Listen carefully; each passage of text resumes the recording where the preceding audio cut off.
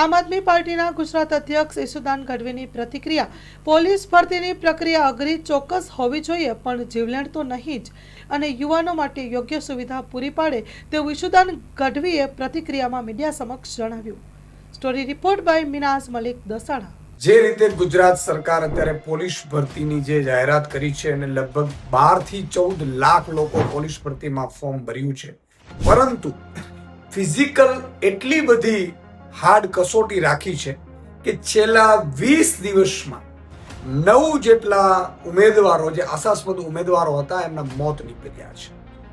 તમે જુઓ, 5 કિલોમીટર 25 મિનિટમાં કાપવાની, અને એટલા માટે થઈ અને આ ઉમેદવારો એટલી સ્ટ્રેસ લે છે, એટલી ફિઝિકલી સ્ટ્રેસ લે છે અને એટલી મહેનત કરે છે કે જેમાં આ લોકોના મોત થયા છે. આ એ પરિવારમાંથી આવે છે, ગરીબ અને મધ્યમ વર્ગ ખેડૂતના દીકરાઓ છે કે જે આશાસ્પદ છે, અને એ પોતાના ઘરમાં એક મોટી આશા સાથે જીવાદોરી સમાન આ યુવાનો છે.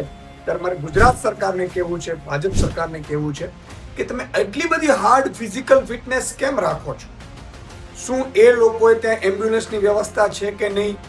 એમને જે પ્રેક્ટિસ કરે છે ત્યાં કોઈ વ્યવસ્થાઓ આપણે રાખી છે કે કેમ? આ લોકોનું ફિઝિકલ ફિટનેસ લઈ અને તૈયારીઓ કરવામાં આવે.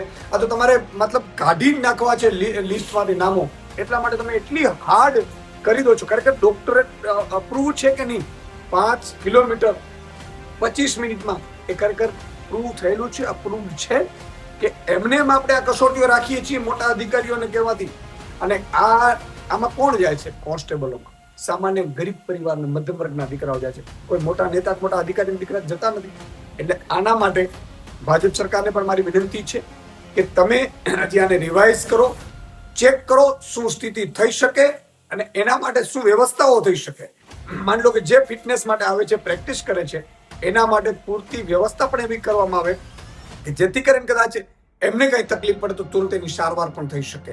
આજે નવ જે યુવાનો છે, જે પરિવારના મોભી છે, જેમને આશા હતી આખી જીવાદોરી ચલાવવાની, એ લોકોના મોત થયા છે અને આ આંકડો વધતો જાય છે. ખૂબ જ દુઃખદ છે.